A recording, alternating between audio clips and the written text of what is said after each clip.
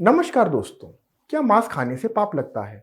अगर हाँ, तो माँ प्रकृति ने कार्निवोरस जानवरों को बनाया ही क्यों, जो दूसरे जानवरों को तड़पा तड़पा के मारते हैं और उनको खा लेते हैं। अगर जानवर जानवर को पेट की अग्नि बुझाने के लिए मारे और खा जाए तो उसको पुण्य लगे, और अगर इंसान यही काम करे तो उसको पाप। ये कैसा न्याय है माँ प्रकृति का?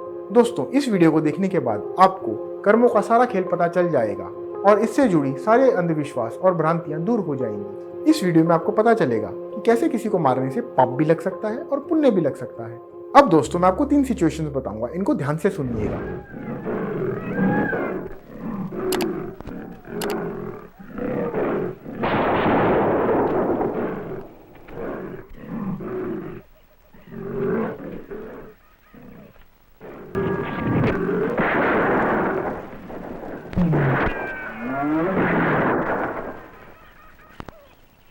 दोस्तों, इस वीडियो क्लिप में आप देख सकते हैं कि कैसे अपने खुशी के लिए, अपने शौक के लिए यहाँ पर एक बेकसूर शेर को मारा जा रहा है। इससे ना तो किसी का पेट भर रहा है और ना ही कोई फायदा हो रहा है, बस इसमें मजा मिल रहा है। इस सिचुएशन में कार्मिक इफेक्ट बहुत ही ज्यादा है, क्योंकि इसमें हम अपने मजे के लिए किसी को दुख दे रहे हैं। इसमें किसी का भी सर्वाइवल नहीं होता, और इस पूरे ब्रह्मांड का नियम है कि कुछ भी स्थायी नहीं रहता, या तो चीजें बढ़ती हैं या घटती हैं। अगर आज हम अपने मजे के लिए दूसरों को दुख देना चालू कर दें तो हमारी ऐसी आदत बनती जाएगी, और धीरे धीरे हमें ज्यादा मजा आना चालू हो जाएगा किसी को तड़पाकर। धीरे धीरे होगा क्या कि हम जानवर से चालू होकर इंसानों पर आ जाएंगे। आज से कुछ हजार साल पहले डार्क एजिस में ऐसा ही होता था, जब राजा महाराजा अपने मजे के लिए निर्दोष आदमियों को शेर के सामने डाल देते थे। तब उनको बहुत ही मजा आता था जब शेर एक जिंदा आदमी को खा जाता था। अगर आप धर्म में विश्वास रखते हैं और यह भी मानते हैं कि हमारा पुनर्जन्म होता है, तो जिस इंसान की ऐसी स्थिति है वो अगले जन्म में भी ऐसा ही दुष्कर्म करता रहेगा,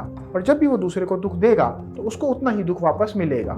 क्योंकि न्यूटन लॉ के हिसाब से every action has equal and opposite reaction. हम जब किसी को खुशी देंगे तो हमें खुशी मिलेगी, जब हम किसी को दुख देंगे तो हमें दुख मिलेगा। अच्छा दोस्तों, इस दूसरी क्लिप में आप देख सकते हैं कि कैसे ये बच्चा और ये बॉडी बिल्डर अपने आप को जीवित रखने के लिए कैसे नॉनवेज का मजा उठा रहे हैं। मगर इसमें उनका कार्मिक इफेक्ट बहुत ही कम है, क्योंकि उनके हिसाब से जीने के लिए उस जानवर को खाना बहुत जरूरी है। वो ऐसा कर तो रहे हैं, मगर सिर्फ अपने मजे के लिए नहीं, बल्कि अपने आप को जिंदा रखने के लिए। अगर किसी इंसान को मच्छर काट रहा हो और वो उसको मार दे तो उससे उसको पाप नहीं लगेगा, क्योंकि वो अपनी जिंदगी बचा रहा है। मुझे खाना है टेस्टी खाना, मेरी माँ मेरे लिए बढ़िया गोश्त ही बनाना। वक्त की इतनी खराब गहराई, मत बना मुझे कसाई। खा ले फल, कभी ना होगा विफल। दुनिया के सबसे शक्तिशाली इंसान पैट्रिक बबौमियन ने भी इसी सलाद को खाया था, इसीलिए दुनिया का सबसे स्ट्रॉन्ग मैन बन पाया था। दोस्तों, इस दूसरे एग्जाम्पल में आप देख सकते हैं कि कैसे इस बच्चे को पता है कि नॉनवेज खाने के बिना भी वो जिंदा रह सकता है, और उसको उतना ही पोषण मिलेगा अगर वो वेज खाना खाए।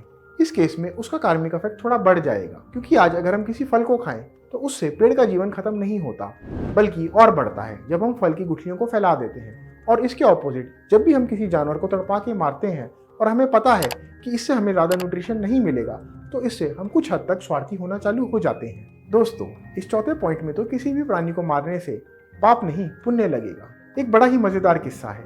एक बार स्वामी विवेकानंद जी यूएसए गए। वहां पर वो किसी के घर ठहरे, जहां पर केवल नॉनवेज ही बनता था। बहुत ढूंढने पर भी उनको शाकाहारी खाना नहीं मिला, और उनको विवशता में नॉनवेज खाना खाना पड़ा। जब ये बात उनके इंडिया में कई डिसाइपल्स को पता चली, तो उन्होंने उनको चिट्ठी लिखी कि स्वामी जी, हमें पता चला है कि आप नॉनवेज खाना चालू हो गए हो, क्या ये पाप कार्य नहीं है?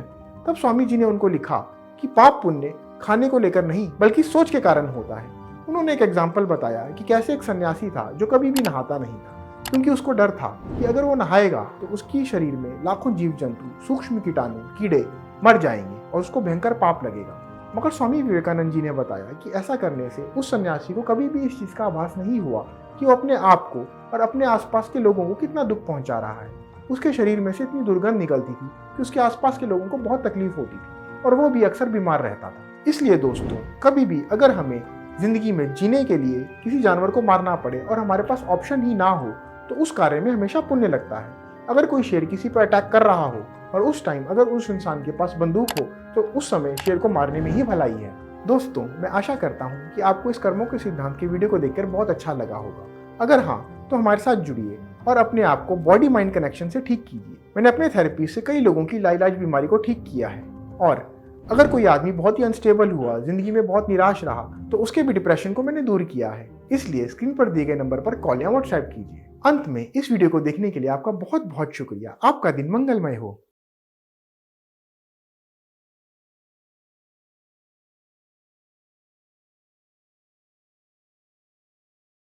दोस्तों, अगर आप हमेशा हेल्दी रहना चाहते हैं और किसी भी बीमारी को नेचुरली ठीक करना चाहते हैं तो मेरी किताब ओमनी साइंस होलिस्टिक हीलिंग को ज़रूर पढ़िएगा। ये अमेज़ॉन किंडल में फ्री में अवेलेबल है। Thank you.